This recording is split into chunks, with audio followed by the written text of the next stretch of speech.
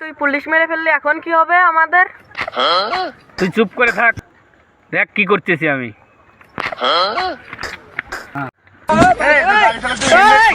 5,000 টাকা জরিমানা হয়নি। এই গাড়ি আমার না স্যার, গাড়ি হচ্ছে এর সাথে একটু কথা কন, আমি হিসাব করে আসি। এই নাম 5,000 টাকা এবার তুই দে। কিসের টাকা? দাঁড়া, আমার বাপ চেয়ারম্যান, তুই আমার বাপের সাথে কথা কো। হ্যালো হ্যালো ইন্সপেক্টর, আমি সমিত চেয়ারম্যান বলছি।